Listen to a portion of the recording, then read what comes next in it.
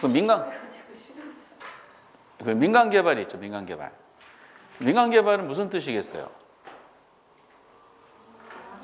그러니까 이제 사적 주체 개발을 우리가 민간 개발이지. 그래서 이제 그 주체를 나누면은 우리가 부동산 활동에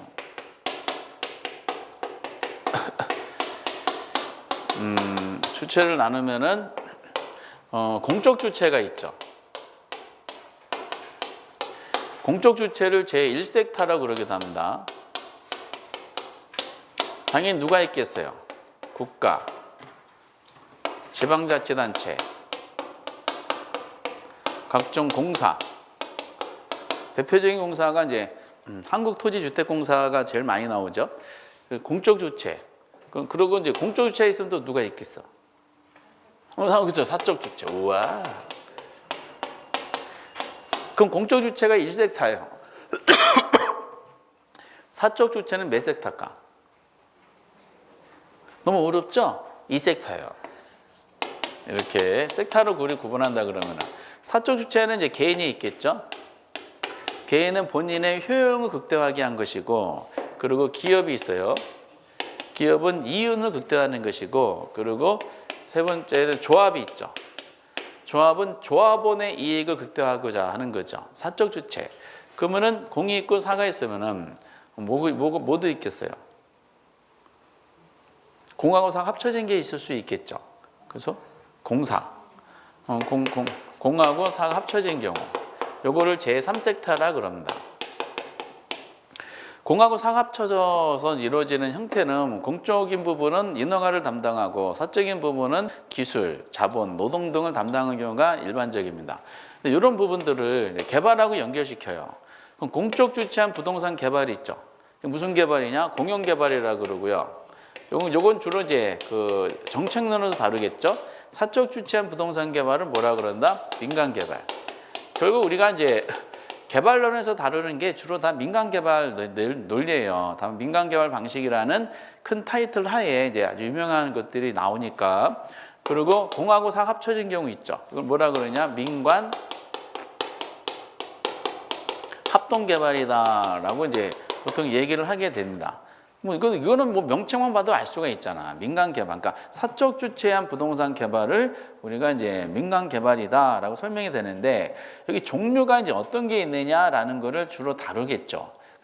주로 관심을 많이 갖는 게 있는데, 거기 보면은 먼저 자체 개발 사업이라고 있어요.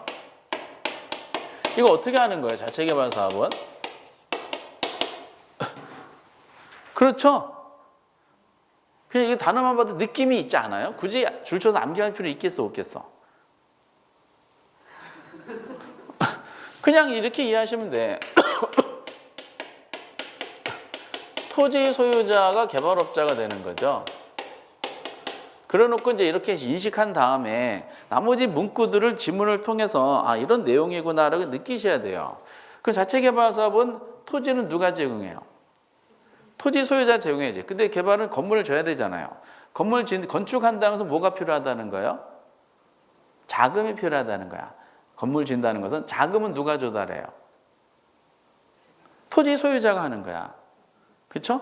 그리고 이제 시공은 누가 할까? 토지 소유자가, 개발업자니까. 임대 분양도 토지 소유자. 분양을 통한 이익도 다 누가 가져가? 토지 소유자. 그리고 쫄딱 많은 것도 토지 소유자. 그러니까 혼자 다 한다는 걸 뭐라 그런다? 말 그대로 자체 개발 사업이라는 거죠. 가장 많이 행해지는 형태고요. 그리고 이제 대신에 위험이 클 수밖에 없겠죠. 그래서 위기 관리는 좀 필요하다라는 식으로 설명이 좀 되어 있는데, 그래서 거기 이제 나온 것처럼 뭐 혼자 다 한다는 논리가 다 설명이 되어 있기 때문에 이걸 뭐 줄칠 필요는 없어요.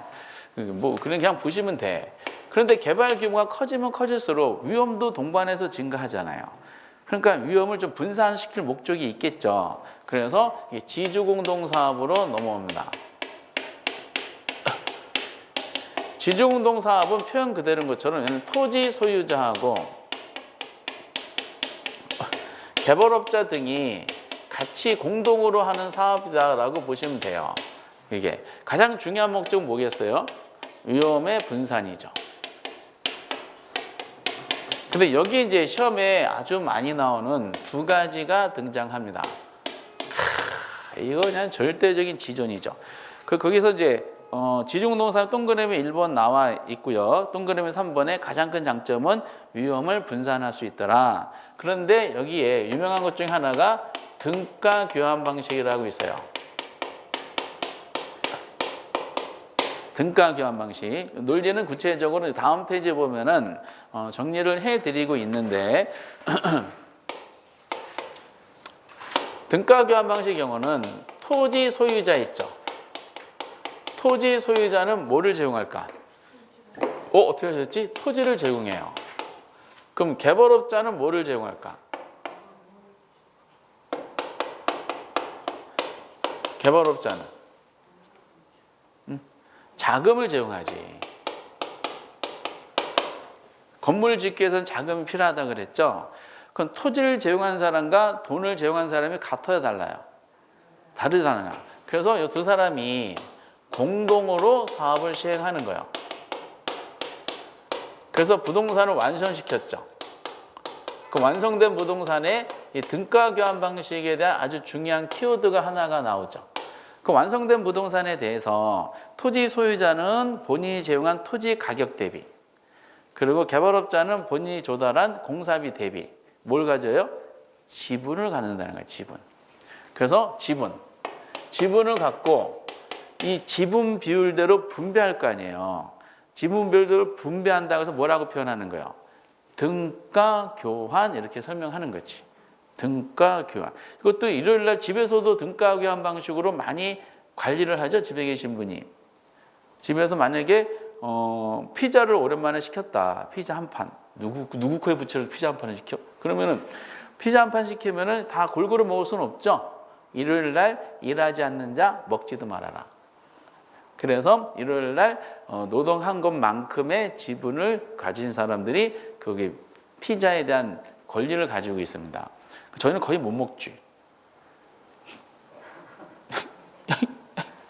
어쨌든 그렇게 되죠. 이런 느낌으로 그 원리를 잘 보니 등가 교환이라는 단어 많이 쓰잖아요. 이 단어들에 대한 내용들을 인식을 해서 그래서 지분이고 이렇게 될 수밖에 없구나라고 하셔야 돼.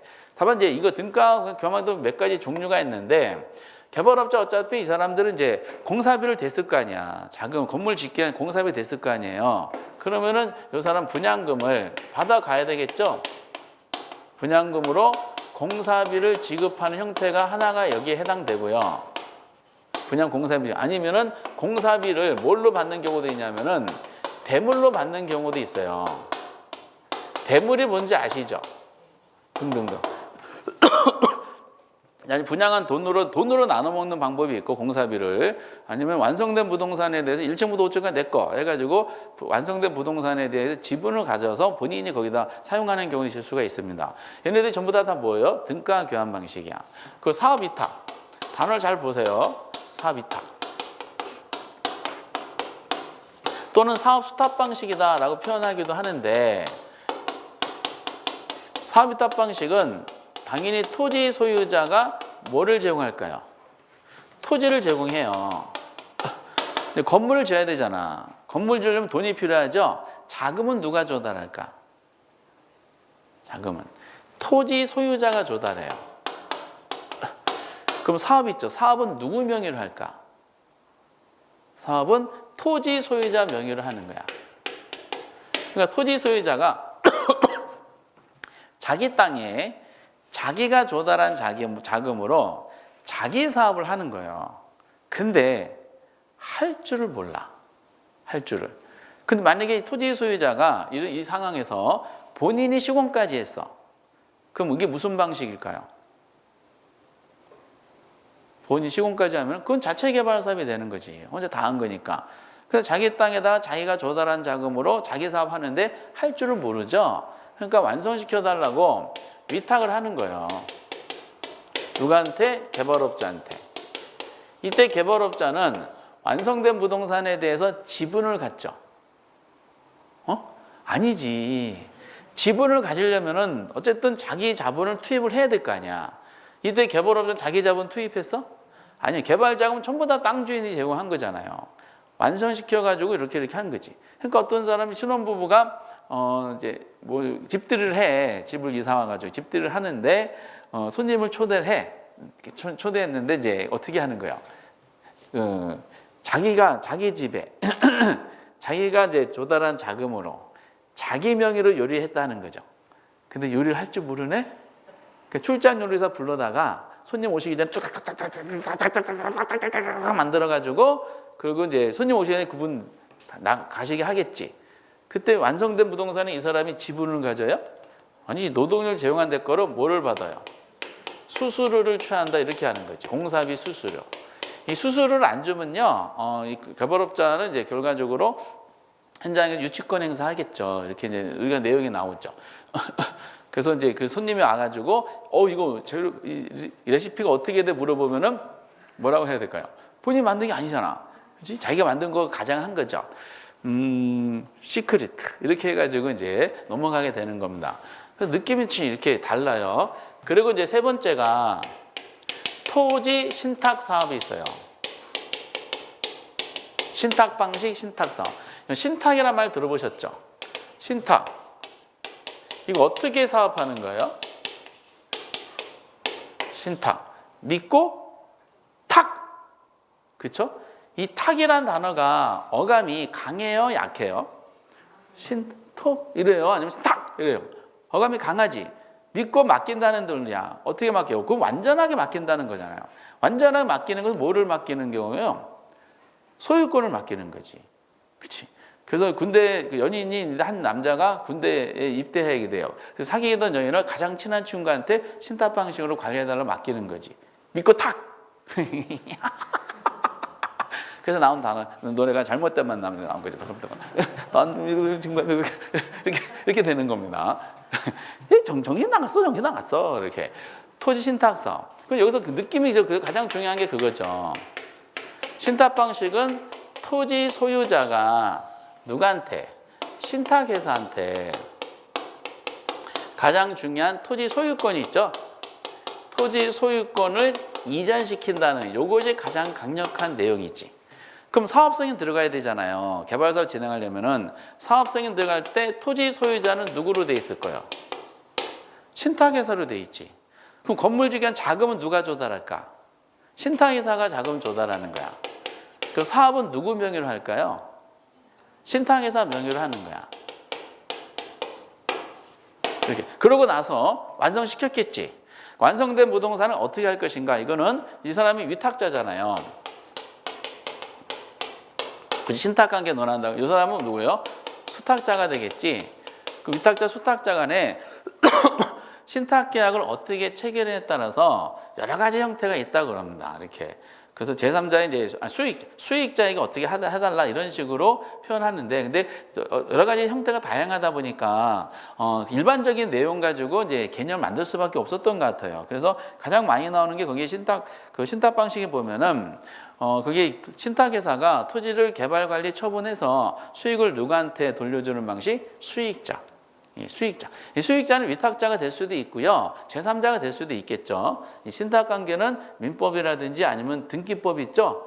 이런 걸 통해서 정리해 주시면 되실 것 같아요. 학교는 이 정도입니다. 그럼 사업위탁 방식하고 특히 비교를 많이 하죠.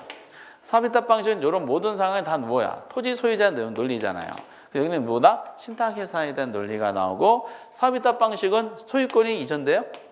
아니죠. 여기는 소유권이 이전된 형태로 이제 이루어지게 되어 있어요. 그래서 이런 상황을 이제 보시면 되고, 그리고 이제 네 번째가 큰솥. 큰소시엄 사업이 있어요. 큰솥이야. 대규모겠어요? 소규모겠어요? 단어만 봐도 대규모 사업이라는 느낌이 있지 않아요? 작은 솥이 아니라 큰 솥.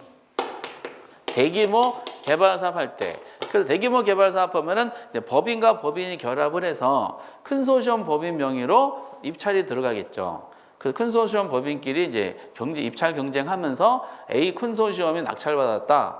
큰소시엄 법인 명의로 사업이 진행하는 거지. 그러니까 대외적으로는 큰소시엄 단독 사업이에요. 그러나 내부적으로 협력 관계죠. 기술이라든지 자금이라든지 노동이라는 이거를 아마 협력하면서 주관사 협력사가 아마 이루어지게 될 겁니다. 근데 이거는 뭐 특별하게 정답 체크한 적 없고 대규모 개발 사업 하면은 이제 뭐 큰 솥 이렇게 하시면 됩니다. 그래서 자체 개발 사업부터 시작해서 지주공동, 토지신탁, 큰 솥까지 해봤지만은 벌써 느낌이 오잖아. 안 오고요. 안 오고요. 그러나 어차피 정답은 정해져 있어요. 등사시냐, 등사신. 요 세 군데에서 어차피 정답이 나와요. 등가교환, 사업위탁, 토지신탁. 근데 거기 책에 174페이지 보면 그 신차지 방식이라고 지중동 사업이 있죠. 차지가 무슨 말일까요? 이 차자가 뭘까요? 임대차 할 때 그거잖아. 땅을 빌려서 개발 사업 하는 거예요. 근데 그 신이 나왔죠, 신. 신이 나왔다는 옛날에 구차제 방식이 있었다는 거잖아요. 근데 이거는 우리나라에서 하기가 불가능해요. 이게 땅을 빌려서 개발해서 하는 거다. 그래서 개발 기간이 있겠지. 개발 기간 토지가 이렇게 있어요. 토지가 있으면은 개발업자가 땅을 임대하는 거야. 그 임대 기간 동안에는 개발업자가 토지소에서 뭐를 제공할까? 땅을 빌렸으니 차지했으니까 임대료를 지불하는 거지. 임대료를 지불해서 뭘 짓까? 건물을 짓는 거야. 그래서 건물은 뭐요? 분양하는 거야. 시가로 이렇게. 그 논리가 이제 신차지 방식이에요. 그 신차지 방식 동그라미 2번 보면은 토지는 나중에 종료 시점이 일어났죠. 개발이 끝났어. 그럼 이제 임대한 거니까 다시 토지는 토지에 돌려줘야 되겠죠. 무상으로 반환 이런 말이 사실상 의미가 없고 임대한 걸 다시 돌려주는 것이고 대신에 본인이 비용 들어서 건물을 줬잖아요. 건물은 시가로 매각하는 거지. 근데 이 건물을 신차지 방식으로 매입한 건물이 있죠. 건물 분양받은 사람은 어떻게 할까요? 건물에 대한 소유권을 가지고 있지. 그런데 토지에 대한 소유권은 안 가지고 있는 거야. 이 사람 땅에 대해서는 이 땅 주인한테는 이제 건물 소유자가 땅 주인한테 뭘 지불해야 돼요? 임대료 지불해, 임대료. 우리나라 하기 힘들어. 다만 이 원리를 차용해서 옛날에 아이템을 분양가 너무 높으니까 아이템을 만든 게 옛날에 언론에 나온 아마 그런 용어인데 반가 아파트 원리가 이거였었어요. 그 당시 제가 ITN인가 우선 TV에 나온 그 무슨 짤짤이 화면들이 있잖아요.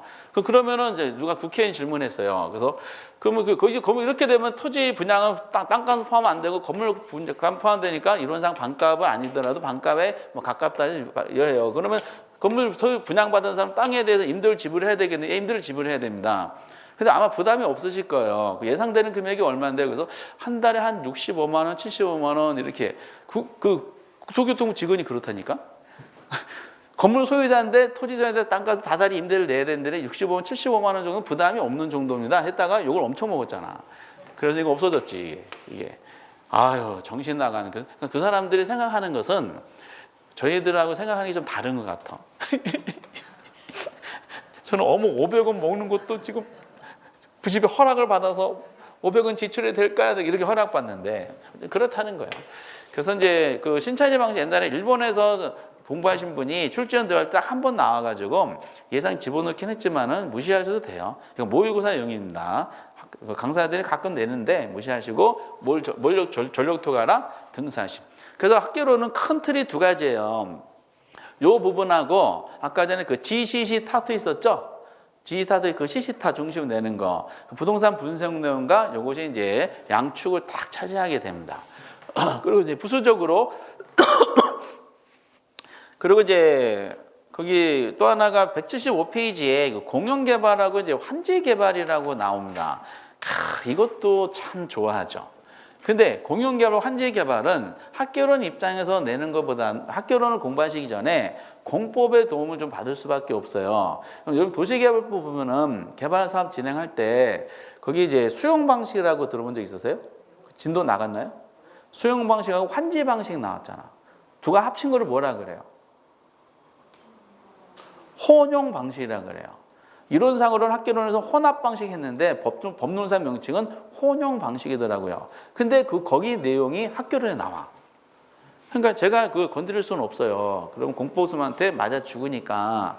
그래서 이제 그 공법 내용을 정리하시면 학계에 도움을 받습니다. 학계론 입장에서 한번 정리해 보면은 공영 개발 방식은 아까 전에 논했죠. 뭐 한 거냐면은 공적 주체한 개발 사업을 공영 개발이라 그랬어요. 그냥 그거 하는 거예요. 이거는 공적 주체의 영역이에요. 그래서 이걸 토지 매입 방식으로 할 때 그 매수 방식 또는 수용 방식 그럽니다. 근데 그 환지 방식이 동그라미 1번을 꼭 체크해 놓으세요. 이게 참 학교로는 자주 나오는데 환지란 단어가 뭐야? 되돌려 준다는 거잖아. 그쵸? 뭐를? 땅을. 그리고 느낌을 가지시면 돼요. 그럼 개발 사업 후 개발 토지 있죠? 이 개발 토지는 누가 제공했을까? 땅 주인들이 제공한 거야. 그러면 우리가 도시개발법 지금 기억 안 나시겠지만은 환지 방식 하려면 토지 소유자들이 조합을 구성해야 돼요. 토지 소유 몇 분의 몇? 1번 3분의 2, 2번 100만 분의 99만. 뭐야? 그쵸, 그렇게. 어쨌든 이게 구성해야 돼요. 토지 소유자 제공한 토지 가지고 개발 비용을 써요. 그리고 사업에 소요된 비용과 보류지라고 나오죠. 보류지를 제외한 토지. 이걸 제외했으니까 토지가 줄어들었어요. 면적이. 그래서 감보됐다 그래. 제외한 토지를 원소유자에게보다 재분배, 되돌려준다 그래서 이거를 환지라 그래요. 1번에 대한 내용은 굉장히 중요하고 동그라미 2번은 공법에서 한번 공부하시면 되실 것 같아요. 그래서 그거를 밑에 정리한 건데 수용 방식 해볼까? 이걸 매수 방식 이럽니다. 그리고 환지 방식.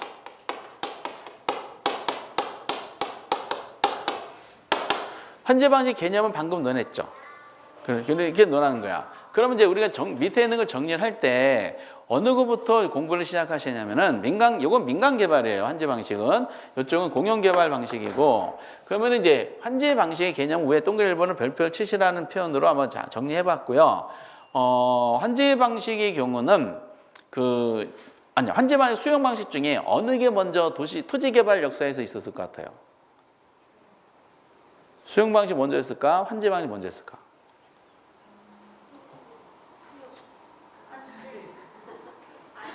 이건 민간 개발이니까 항상 먼저 있었겠죠. 근데 이제 한번 비교해 볼까요? 환지 방식으로 부동산 개발 사업 진행하면은 지가 상승이 나타날 것 같아요? 지가 안정을 도모할까요? 지가 상승. 우리가 시험에 옛날 거 보면은 초창기 거 보면은 지가 상승이 너무 약했나 봐. 출전 입장에서는. 그래서 옛날에 지가 앙등이라는 말을 쓴 적이 있었어요. 앙등. 이 앙자가 되게 한자가 어려워서 못 쓰겠는데 땅값이 워낙 너무 많이 올라가는 걸 말하죠. 지가 상승을 초래하고요. 그러면 뭐예요? 투기를 조장하게 돼 있어요. 그 또 하나 좋아하는 단어가 이제 이거죠. 개발이익. 개발 사업 진행하면 개발이익이 발생하잖아. 개발이익 환수 기능. 환지 방식 개발의 환수 기능이 약할까요? 강할까요?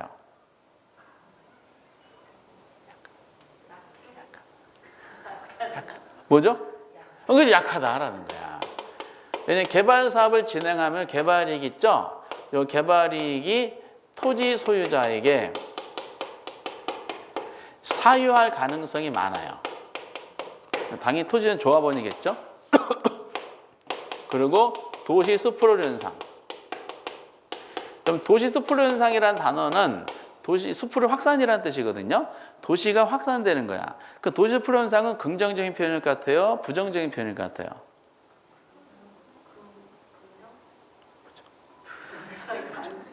무슨 표현인 것 같아요? 정확하게 아시네요. 한번 제가 말씀드려 볼게. 책에도 이거 설명이 되어 있지만은 요즘에 안 나와요. 옛날에 3번이나 단독 나왔죠. 다 초창기야. 다 15 이전에 나왔던 거라서 수프로 현상이라는 것은 도시가 확산되는 거죠. 어쨌든 이제 우리가 도시화라는 개념이 있거든요. 도시화라는 개념이 어떻게 정의에 따라서 굉장히 이제 정의가 좀 달라지는데 가장협의 개념으로 논하는 가장협의 개념 논하면은 특정 지역의 인구가 증가되는 현상을 도시화라 그래요. 우리가 보통 행정 단위로 할 때도 그래서 도시 규모를 인구수로 구분하는 경우도 있는 것 같은데 정확한 잘 모르겠고 그래서 그러다 보니까 특정 인구가 늘어나면 이 사람들이 의식주 문제 해결해야 되잖아. 그죠? 주거 문제 해결해야겠죠. 주택단지를 마련해야 돼. 그러니까 점점 인구들이 몰려면서 좋은 점 누가 차지하고 그래서 자꾸 외곽으로 나갈 거 아니에요. 근데 수프로 현상은 도시가 확산되는데 어떻게 확산되냐? 무질서. 볼품 없이 불규칙하게 외곽으로 확산되는 현상을 뭐라 그런다? 수프로 현상이다라고 얘기하는 거지. 수프로 현상이 나타나는 가장 근본적인 원인이 도시계획이 없기 때문에 그래요. 체계적. 그래서 도시계획학적으로 어떤 분이 이런 말씀을 하시는 제가 들은 적이 있는데 강북의 강남은 이길 수 없다는 얘기를 많이 해요. 저는 그게 왜 그런지 모르겠는데 강북은 자연적으로 형성된 지역이야. 목동 이쪽 말고 신도시 말고 이제 이쪽 그래서 사대문 쪽 있죠. 옛날에 6.25 전쟁이 터지고 나서 서울로 먹고 살고 오는 과정 중에 국가가 가난하니까 국가가 도시계획 이런 게 있었겠어요? 없어요. 자연 발생적으로 아무데나 막 주공간을 마련하죠. 평지를 다른 사람들이 막 청계천 좀 마련하다 보니까 나중에 온 사람은 마련할 데가 없어. 판자촌 형성돼. 그래서 어디로 가요? 산을 기어 올라갔잖아요. 기울어서 막 파헤쳐가지고 산을 만들었죠. 달동대가 막 형성이 됐잖아요. 그런 현상들이 막 나타나는 거야. 이렇게 체계적인 도시계획이 없거나 미흡할 때, 그러니까 개발도상 경우는 수풀 현상이 점점 다 나타날 수밖에 없어요. 이렇게 그러다가 이제 나중에 국가가 이제 어떤 정신이 이제 국가 조금 이제 여유가 생겼을 때 법을 마련하죠. 그래서 재정비가 이제 막 일어납니다. 그러니까 자연 발생적으로 나타난 강북 도시는 수풀이 나타나는데 강남은 계획도시잖아. 이렇게. 70년대 계획도시이기 때문에 이론상으로는 좀 어렵다는 얘기 하는데 제가 대통령 되면 바꿔보고 싶어. 삽을 퍼다가 강남 땅을 강북으로 옮겨놓고 삽 퍼다가 이렇게 옮겨놔가지고 한강을 저쪽으로 물줄기로 옮긴 다음에 전부 다 강북으로 만들면 되잖아요. 분당 쪽, 판교 쪽 다 한강 물줄 옮긴 다음에 이렇게 해가지고 강북으로 다 만들면 되지 않겠는가 생각이 드는데 이런 사업을 생각 못하지? 어쨌든 이게 무질서, 볼품 이게 좋은 말일까?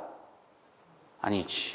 그래서 우리나라는 이제 이걸 너무 가난하니까 이게 어떻게 막을 수는 없고 그래서 강제로 법으로 막았죠. 못 벗어나게 울타리 둘렀죠. 이게 그린벨트 제도가 됩니다. 이렇게. 어쨌든 이런 내용인데 그 비슷한 말이 이것도 있잖아요. 친구가 많이 별로 사이가 안 좋은 친구가 주변에 연말연시에 모임이 있으면요. 너 몸매가 수프로란데 이렇게 한마디 하시면 돼요. 안 보는 사람이 몸매가 수프로해졌네.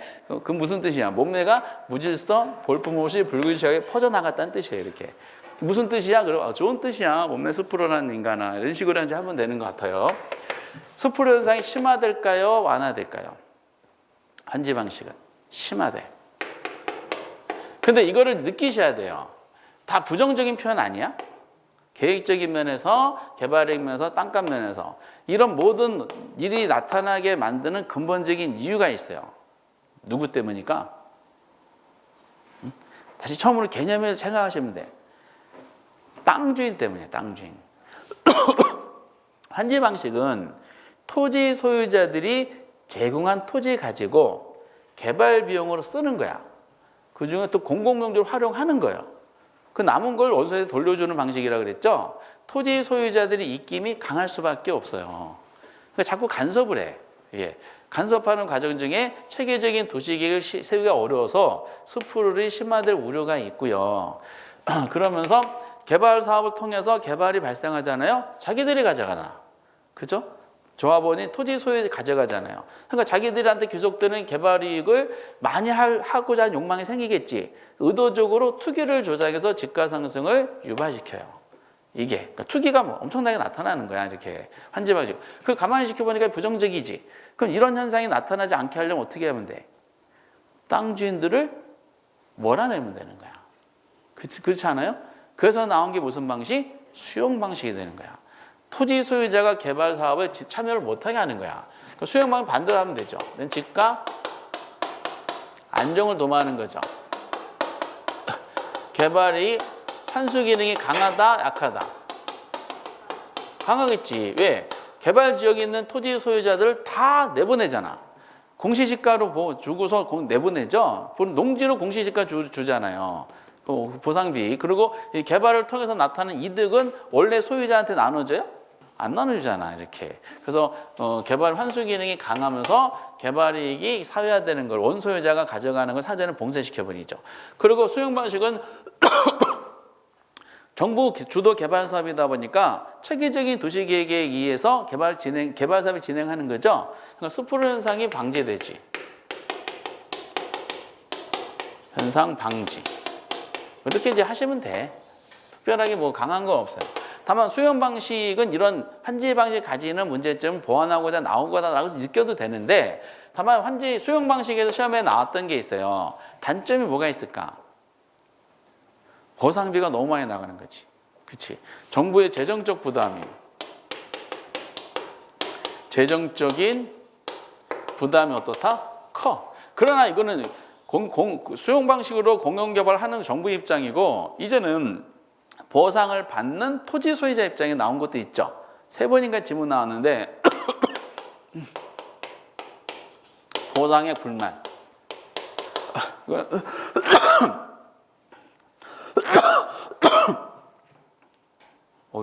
이거 수용자와 피수용자 간의 보상과 관련된 갈등 이렇게 표현하더라고요. 이렇게. 그리고 이제 환제 방식 같은 경우는 개발 기간이 장기간이니까 장기간이니까. 그렇죠. 개발 기간이 장기간이야. 근데 수용 방식은 이론상 장기간이 아니죠. 정부가 법의 절차에 의해서 강제로 빼속하다 보니까 수용 방식 장점 중 하나가 신속한 개발이 가능하죠. 이 환제 방식은요, 결국 사업 못하는 경우도 있어요. 왜냐하면 땅 주인들이 맨날 다 싸워. 이렇게 5대5로 막 싸우면요, 개발 사업이 진행이 안 되지. 추가적인 내용도 물론 이제 읽으면서 보시고요. 그래서 여기다가 여러분들이 공법 시간에 환지 방식에 대한 논리하고 수용 방식에 대한 논리를 첨가하시면은 거기 있는 내용이 그대로 나온 경우도 있더라고요. 왜 그걸 내는지 모르겠는데 이론적인 면에서는 책에 있는 거 이렇게 감안하셔서 정리해 주시면 되실 것 같습니다. 이 중에서 특히 환지 방식을 내는 걸 되게 좋아해요. 수용 방식은 잘 안 나와. 요즘에는 환지 방식. 왜냐, 이거는 민간 개발이기 때문에. 지금 민간 개발 위주로 정리해서 그렇습니다. 여러분들 환지 방식은 체크해 놓으셔야 돼요. 그리고 이제 그 다음 페이지 보시면은 재개발이라고 해요. 재개발. 이 재개발은 많이 안 나오는데, 근데 이상하게 재개발. 이제 부동산학적으로는 밑에 나오는 그 시행 방법에 따른 재개발을 가지고 해주셔야 돼요. 시행 방법에 따른 재개발이야. 그 첫 번째가 보존 재개발이 있어요. 여기 단어가 보면은 보존이란 말이 돼 있죠. 이건 노후 불량률이 나타난 거야, 안 나타난 거야? 보존 재개발, 노후 불량률이 아직 안 나타난 거야. 노후 불량률이 나타나기 전에 미리미리 예방하고 방지하기 위한 노력이죠. 그러니까 이건 개발보다는 관리의 성질이 강해요. 관리. 그런 다음에 이제 수복 재개발. 수복 재개발은 전체는 그대로인데 일부분이 노후 불량된 거예요. 그 키워드가 요 단어예요. 거기. 수복 재개발 때 항상 요 단어가 나오죠. 노후 불량 요인만을 제거하는 거. 그러니까 시설 중에 노후 불량된 거 제거했잖아. 그러면 그거 어떻게 해? 다시 원상복구 해야 될 거 아니에요. 그래서 수복이다라고 하는 겁니다. 근데 수복하는 과정 중에 20년 전에 설치된 시설인데 노후돼서 제거시켜서 다시 복구하려다 보니까 원래 시설 그대로 복구하면은 현재 도시 기능이 좀 미흡하다고 판단한 거예요. 그래서 조금 더 적극적으로 하는 거지. 그게 뭐냐면은 요 말이 꼭 나와요. 기존 시설의 확장 및 개선. 그대로 체크만 하면 되죠. 새로운 시설의 첨가. 이렇게 표현하면 무슨 재개발? 개량 재개발. 적극성의 정도예요. 그 전면적인 재개발이 나오죠. 철거 재개발. 한 번도 나온 적이 없는 철거 재개발. 그래서 보통 보수 개철이에요. 시행 방법에 따른 재개발은 보수 개철. 보존, 수복, 개량, 철거. 이거 안 나온 지 10년 넘었어. 10여 년 전에도 그 개념만 나왔었죠, 개념만. 근데 이제 요거 두 가지는 체크하세요. 수복하고 개량은 체크해 주시 바랍니다. 노불량 노인만을 제거하는 거, 그리고 기존 확장, 새로운 거 첨가, 개량 이렇게. 그 강남 재개발병원, 강남에 재개발병원 많잖아요. 그럼 강남 재개발병원에서 코를 세우는 재개발을 했어요. 무슨 재개발이야? 어떤 사람이 본인 코를 세우는 재개발을 했어. 무슨 재개발? 아니, 공법적인 표현 말고 재개발적인 표현. 개량 재개발이지. 코를 세웠다 그랬잖아. 기존 시설의 확장. 그렇지? 이런 식으로. 병원에서 다친 데가 여기 있어서 복구시켰어. 무슨 재개발? 아니, 다친 거 원래 복구는 수복 재개발이겠지. 그렇지. 이런 식으로 이제 논하게 되는 겁니다. 어쨌든 뭐 잘 안 나오니까. 근데 재개발을 밑에 보면은 도시 및 주거환경 정비법이 있죠. 도정법이라 그러나? 도정법상에 이제 개발 사업이 있어요. 이것도 공법인데, 이걸 왜 내는지 모르겠어. 거기 세 가지가 있어요. 주거환경 개선 사업, 재개발 사업, 재건축 사업. 여러분들 2년 전에 있죠. 31회 때 어떻게 되냐면은 그 재개발 사업이에요. 재개발 사업에다 네모를 쳐놨어. 이렇게 네모를 치고 무슨 사업이란 여기에 들어갈 말이 뭐냐 이렇게 물어본 거야. 공법이야. 그 1, 2차 같이 하신 분은 왜 이렇게 쉬워 해가지고 답 찾는데 제가 들은 얘기 정확하게 5초 이렇게. 근데 1차만 하신 분들은 이게 뭐였더라 해가지고 헷갈렸다 하더라고요. 그러니까 이거를 이제 학교론 입장에서 정비할 것은 그 주거환경 개선 사업 쭉 하다 보면은 거기 극히 열악이란 말이 나와요. 극히 열악하고 어쩌고저쩌고. 근데 재개발 사업이 있죠. 재개발 사업은 그 열악이란 말이 나와. 열악. 그리고 오른쪽 재건축 사업이 있죠. 재건축 사업은 양호가 나와. 극히 열악한 거, 열악한 거, 양호한 거 하는 거 이렇게.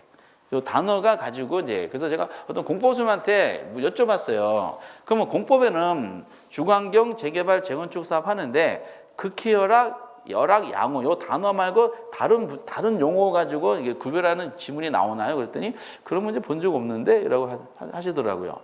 그러니까 이제 극히 열악, 양호 이 단어를 가지고 이제 구분하시면 좋을 것 같기도 합니다. 그 정도에서 멈추시면 돼요. 제가 이제 강남 재개발병원 갔어요. 그 견적을 뽑을 거 아니야. 저는 주거환경 개선 사업 해야 될까요? 재건축 할까요? 재개발 사업 해야 될까? 제 얼굴은 재개발? 양호? 아니 열악한 얼굴을 다시 개선시키는 거? 주거환경 극히 열악한 걸 하는 거? 그래도 여러분들은 그래도 재개발 사업 범위 내에서 이제 말씀하시니까 감사드립니다. 저희 집에 계신 분한테 똑같은 얘기 해놓고 얼굴 하잖아요. 당신은 강남 가면 안 되고 한국토지주택공사를 가야 된다 그럽니다. 한국토지주택공사는 신개발을 해. 신개발. 재개발이 아니라 그냥 조성부터 다시 해가지고 건축활동을 다시 이렇게 만들어야 된다 그러더라고요. 그래서 아이고 그렇구나 라고 한 겁니다. 그런데 이제 요즘에 재미난 게 그게 오른쪽에 7번 나왔죠. 이게 이제 2등으로 나오더라고요. 그러니까 이런 거 이렇게 하시면 돼. 민간개발 요게 등사신 중심은 이게 제일 많이 나오고, 그 다음에 환제 방식이 좀 나오고, 그리고 이제 2등짜리가 거기 이제 민간 투자 사업 방식이죠. 그러니까 민간 자본이죠. 민간 자본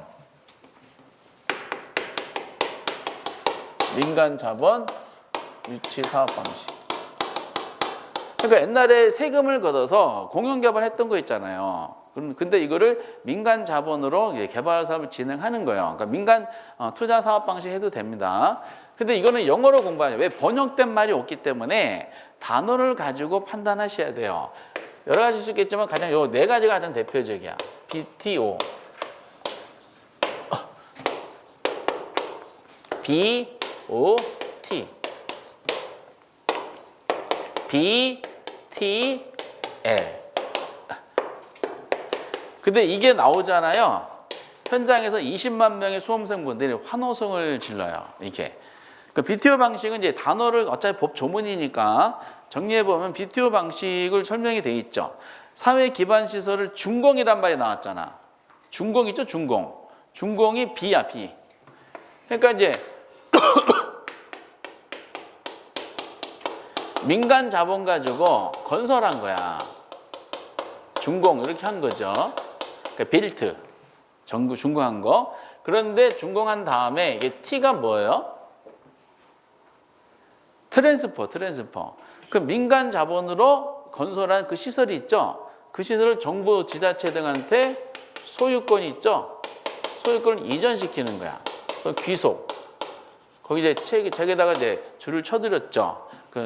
그 준공이니까 영어로 B, 그리고 지자체 등한테 귀속시켰으니까 영어로 T 옮긴 거죠. 그런데 그럼 민간 사업자 입장에서는 본인이 예를 들어 1조라는 개발비를 들여가지고 본인이 완성시킨 시설이에요.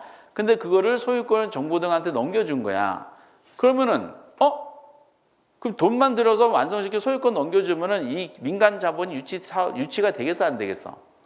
안 될 거 아니야. 이렇게 민간 자본으로 유치하기 위해서는 결국 민간 업자들로 하여금 투자한 자본을 회수를 통해서 수익을 창출하는 기회를 마련해 줘야 될 거 아니에요. 그러면서 이제 이때 계약을 체결하죠.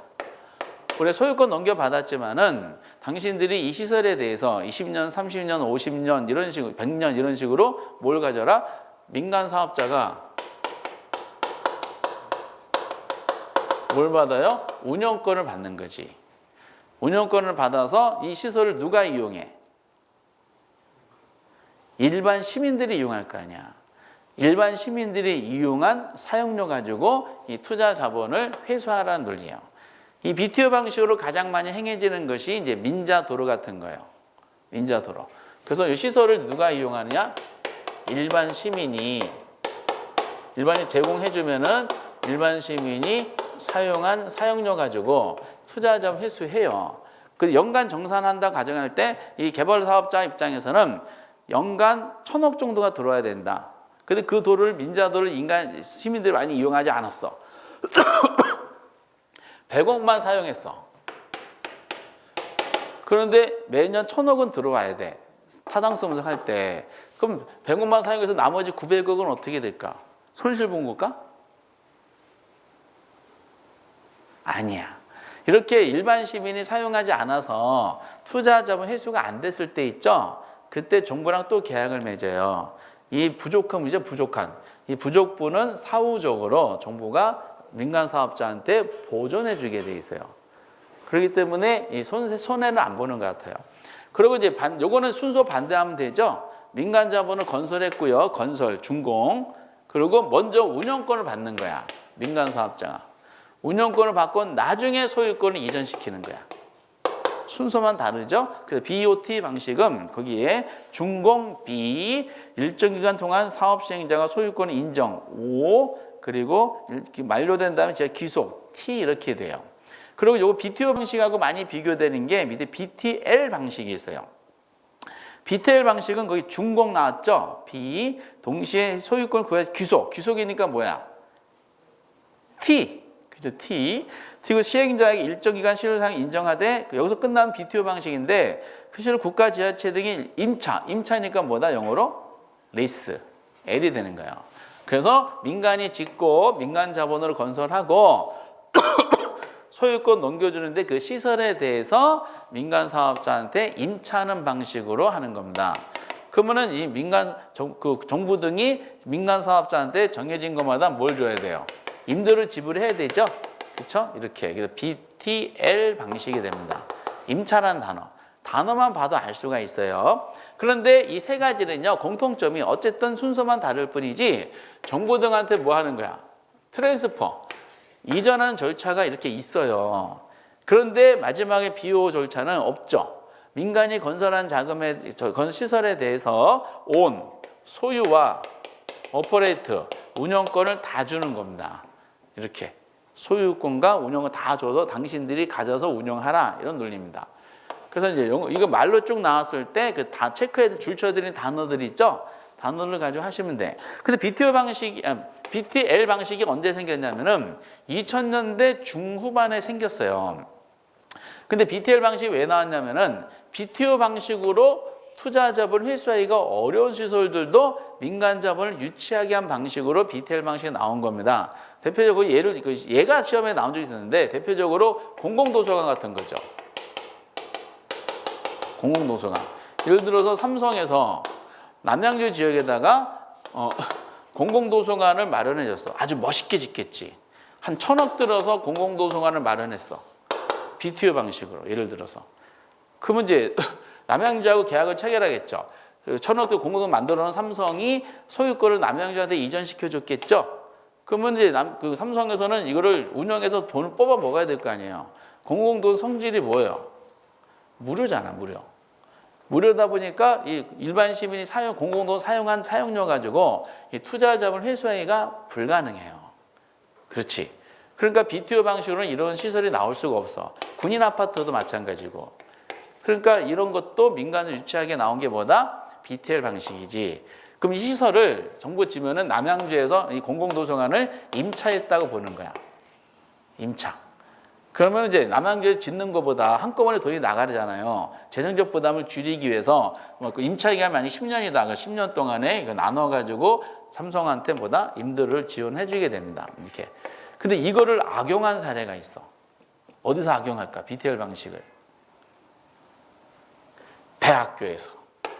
최근 기숙사도 마찬가지 돼 있지. 재단 있잖아요. 재단. 재단에다가 지금 이제 한때 대학교에서 기숙사를 만들었어요. 또 이걸 학교 재단 땅에다 만든 거잖아요.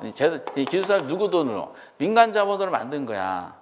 그렇지? 그러면 민간 자본을 만들었는데 완성하자마자 이거를 민간 재단 소유권을 이전시켜요. 대신에 이 시설에 대해서 민간 재단이 바로 비용을 기숙사비를 지출하는 것이 아니라 이거를 뭐죠? 임차했다는 형식으로 해가지고 다달이 얼마씩 이 기숙사를 건설한 업체들한테 임대를 지불해요.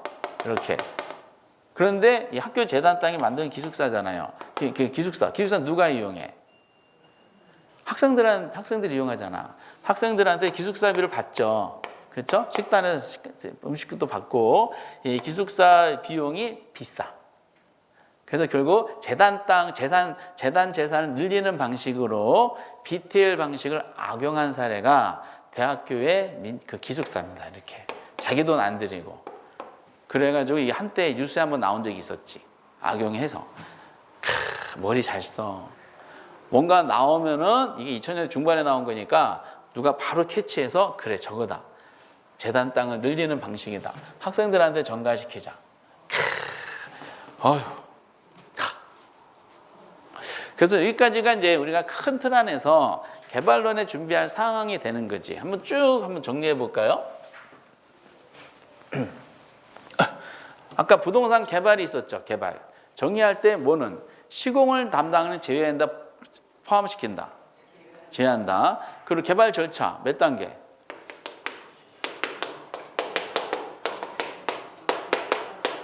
구획부터 근검마. 너무 오래됐죠? 7단계에서고 그 개발업자가 고려해야 될 개발 위험의 종류 몇 개? 3개, 법 12. 이거 있었죠.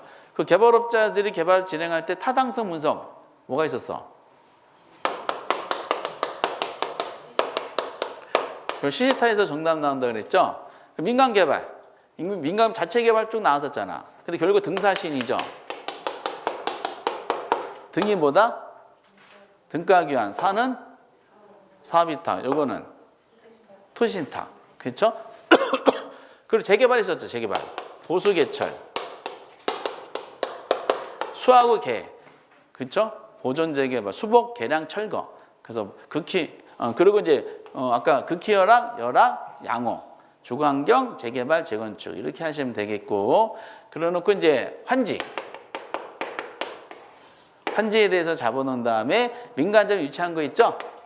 BTO, BOT, BTL, BO. 기본 4가지만 가지고 정리하시면 돼요. 그러니까 저거 정리해보면 이거 별로 안 돼요. 그러고 나서 목차를 보시고 여러분 생각하는 거야. 그렇지. 이거서 그렇지. 이렇게. 오케이. 하나도 기억 안 나네? 이렇게. 이 시가 뭐였더라? 이제 참, 나 기억 안 나네. 여기 시는 또 같은 시네? 신경전하네? 이렇게 해가지고 자꾸 생각하는 거예요, 이렇게. 단어만 가지고. 어차피 이제 출제원이 관심 갖는 건 항상 똑같은 공통적인 상황이 있기 때문에. 그리고 아까 말씀드린 여기다가 이제 공법. 그걸 첨가하면은 사실상 완벽한 개발이 돼서 올해 안 나왔다 그랬어요. 33회 때. 그러면은 34회 때는 틀림없이 최소 2개는 나올 거야. 틀림없어. 근데 이상하게 2문제 나올 때 하나는 황당하게 쉽게 내더라고. 진짜 공부하신 분들 기준으로 삼을 때 황당히 쉽게 내고 하나는 조금 고민하게 만드는 상황이 있어요. 그래서 이제 우리가 지난번에 관리 하나, 그리고 이제 마케팅 하나, 개발 둘에서 활동 분야에서 이 4문제를 평균이 나올 때 4문제를 다 맞추는 목표로 우리가 하게 되는 겁니다. 전략과 전술 이렇게 중요해요. 이렇게. 그래놓고 이제 마지막 남은 게 이제 감정평가인데 맛배기만 한번 감정평가에 대해서 178페이지 내용을 잠깐 소개만 해보도록 하겠습니다. 어떤 내용인지 조금만 쉬었다 하도록 하겠어요.